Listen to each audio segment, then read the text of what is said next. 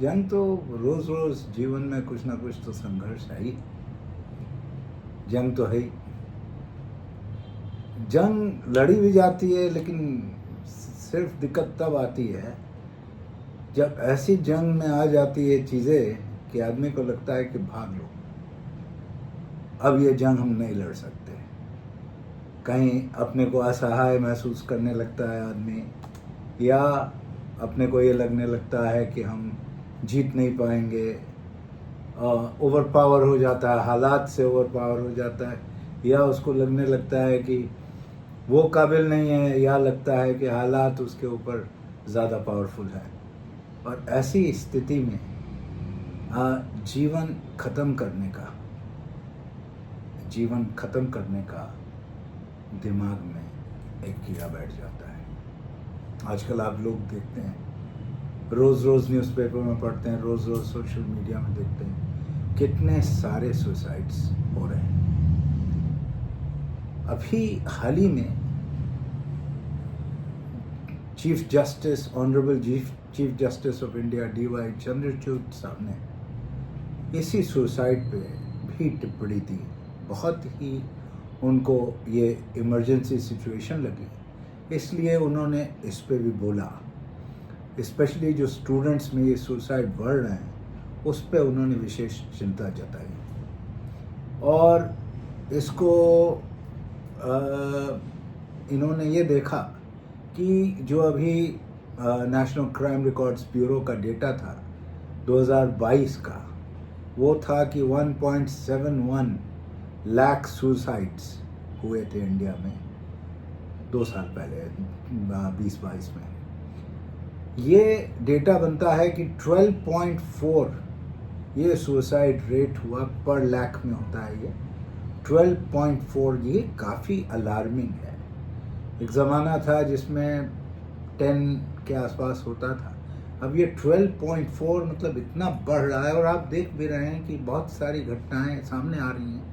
बहुत सारी घटनाएं तो ऐसी होती हैं जो सामने आती भी नहीं हैं, वो लेबल नहीं कर पाते हैं कि सुसाइड, मान लीजिए सुसाइड नोट नहीं है, या मान लीजिए कुछ और एविडेंस आपको क्लियर नहीं मिली, बट स्टिल तब भी 1.71 लाख सुसाइड्स दर्ज हैं नेशनल क्राइम रिकॉर्ड्स ब्यूरो में।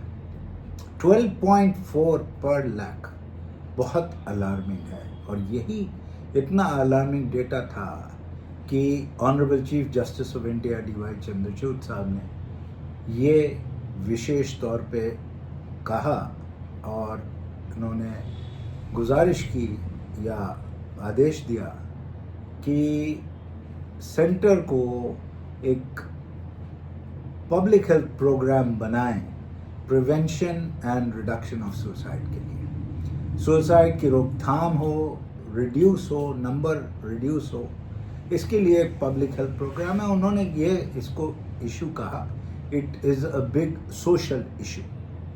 सच में समाज में ऐसी घटनाएं हो रही हैं, it is a big very very tragic social issue. और समझने की बात यह है कि जब सेंटर ये preventive and reduction of suicide के पब्लिक हेल्थ प्रोग्राम बनाएगा, तो इसमें ये ज़रूर ध्यान दें कि सुसाइड के कारण अधिकतर स्ट्रेस लिंक्ड होते हैं, और काफ़ी मेंटल हेल्थ कंडीशंस हैं जिनके साथ इमीडिएट सुसाइड जुड़ी हुई है।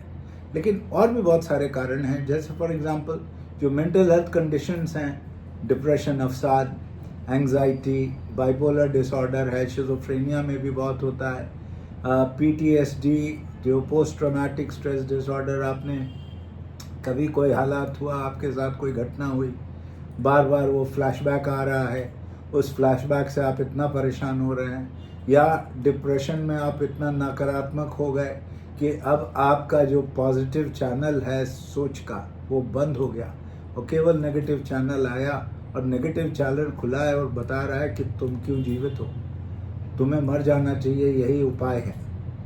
और ये डिप्रेशन यही करता है कि पॉजिटिव चैनल को काट देता है। तो डिप्रेशन में जो भी आदमी है उसको ये समझ में आता है कि मैं जो सोच रहा हूँ ये ठीक है, कि मतलब जीवन का अंत ये ठीक है।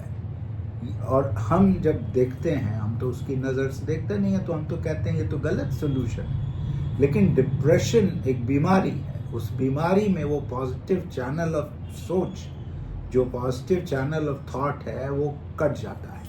इसलिए बहुत इम्पॉर्टेंट है कि हम लोग कहते हैं कि जब भी हल्का सा लगे कि आप स्ट्रेस में हैं, नकारात्मक सोच आ रहा है, डिप्रेशन में है, नकारात्मक सोच आ रहा है, हो सकता है उदास आप ना सोच रहे हो अपने को, लेकिन नकारात्मक सोच आया तो तुरंत इलाज करिए। तुरंत छोटी मोटी आपको नुस्खे दे दिए जाएंगे जिससे डिप्रेशन बहुत बढ़ेगा नहीं। एंग्जाइटी का भी वही है, और शिज़ोफ्रेनिया है, ये सारी चीज़ें मन को प्रभावित करती है। साथ में एक बहुत बड़ा इशू है जो कि अगेन मेंटल हेल्थ कंडीशन है, लेकिन वो भी एक सोशल इशू है, अल्कोहल और एडिक्शन। अब लोग कहते हैं ये एडिक्शन जो वाले केसेस होते हैं, ये किस स्पेशलिटी में आते हैं, ये कौन ट्रीट करता है?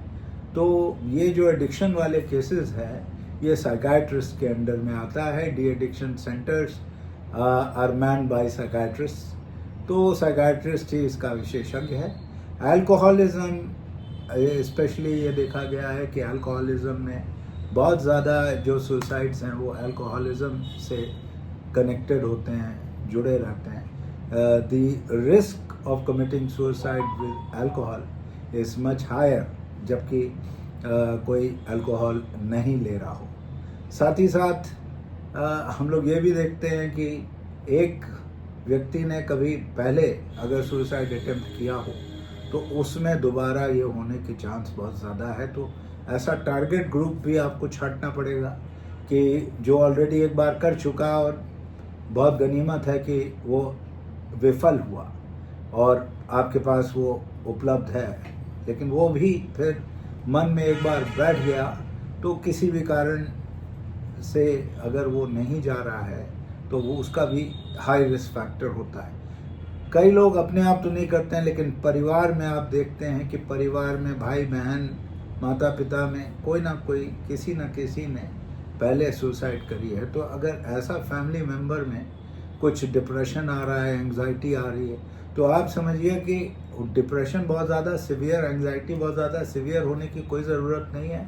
ये बहुत ज़्यादा रिस्क है कि ये डायरेक्टली तुरंत अगर कोपिंग नहीं कर पा रहा है आदमी, कोपिंग स्किल्स उसके उतने ज़्यादा नहीं है, वो टैकल नहीं कर पा रहा है, प्रॉब्लम उसको गम का एक बहुत बड़ा पहाड़ लग रहा है, तो वो डायरेक्ट सुसाइड ही चैनल अपनाएगा। ये भी देखना है। साथ में जो डिसकनेक्टेड हैं, एकदम से जो लोनर्स हैं, डिसकनेक्टेड हैं, बहुत ज़्यादा नेटवर्क नहीं है, उनमें भी आपको टैकल करना पड़ेगा। अब ये कैसे करेंगे कि जो सोशली आइसोलेटेड है, वो भी बहुत बड़ा ग्रुप है, उसको भी आपको टारगेट करना पड़ेगा इस reduction and prevention of suicide में।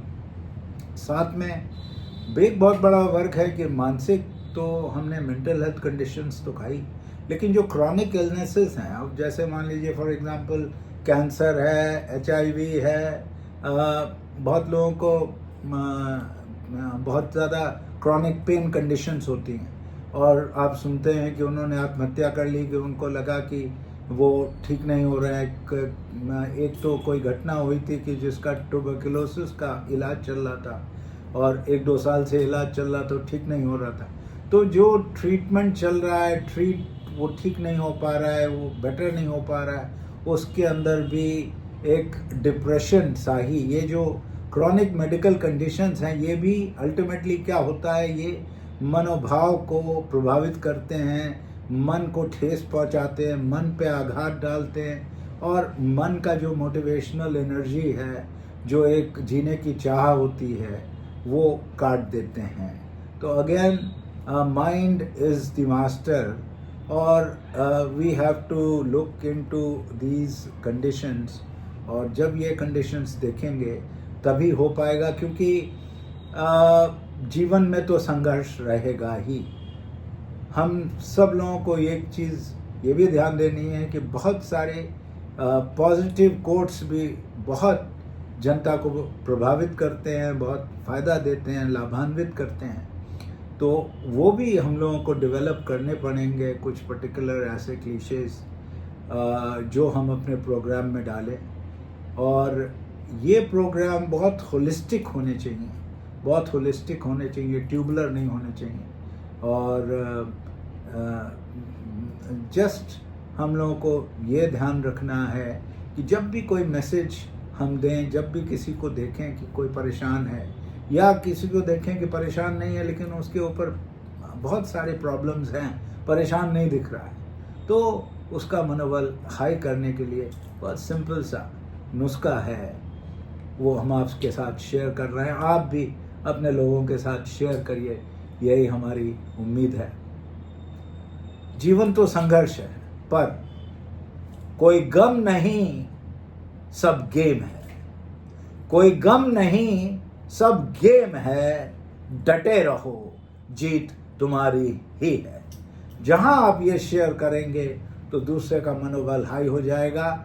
और यही आप उसको समझाइए कि अगर एक बार रोहित शर्मा 0 पे आउट हो गया तो अगली बार इनिंग्स में फिर बैटिंग करने आता है। विराट कोहली 0 पे आउट हुआ, फिर भी प्लेयर ऑफ द मैच हुआ इन द फाइनल।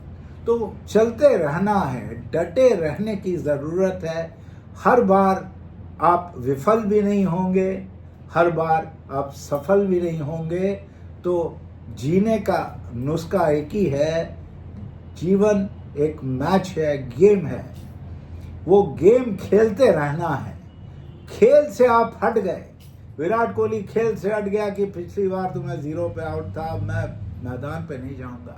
मैदान में जाएंगे नहीं, कैसे प्रूव करेंगे कि हम कौन हैं। तो एक बार प्रॉब्लम आती है तो प्रॉब्लम के सॉल्यूशंस भी होती ही हैं, लेकिन we have to look around. अगर मनोबल ही अगर आपका टूट गया तो आप ढूंढ ही नहीं पाएंगे। इसलिए अगर मनोबल हम बढ़ाते हैं तो आदमी अपने प्रॉब्लम्स की एक नहीं 5 सॉल्यूशंस ढूंढ लेगा, और कोई एक सॉल्यूशन उसके लिए ठीक होगी, जिससे वो फिर जीवन का चलता रहेगा। और जीवन एक क्रम है, चैलेंज है, चलता रहता है। जीवन को सही माने में समझिए तो जीवन उलझनों को सुलझाने का नाम जीवन है। और ऐसे ही उलझने रोज आती रहेंगी, सुलझाते रहिए, यही मजा है। तो जीवन तो संघर्ष है, पर कोई गम नहीं, सब गेम है। डटे रहो, जीत तुम्हारी ही है। ऐसा प्रोग्राम बने कि जिससे हर जीवन में खुशहाली आए, अवसाद हारे, और कभी भी मन में ऐसी भाव ना आए कि ये जीवन बेकार है, क्योंकि जीवन अनमोल है। इसको लेके चलिए, चलते रहिए। आज हो सकता है अंधेरा है, लेकिन अगर यहाँ अंधेरा है तो पता चला ऑस्ट्रेलिया में सवेरा है। इसी तरीके से सूरज कहीं ना कहीं रहता ही है, और आपके जीवन में जहाँ अंधेरा है तो धीरे धीरे सूरज आ ही जाएगा, और उगता सूरज नई खुशियाँ ज़रूर लाएगा। बस आप मन से उन नई नई संभावनाओं को टटोलते रहिए। जीवन आनंद में बनेगा। जीवन सरल है, आनंद लीजिए, मस्त रहिए, अपने लोगों के साथ रहिए। Best wishes. जीवन अनमोल है, कोई गम नहीं, सब गेम है। डटे रहो, जीत तुम्हारी ही है। Play on, play on.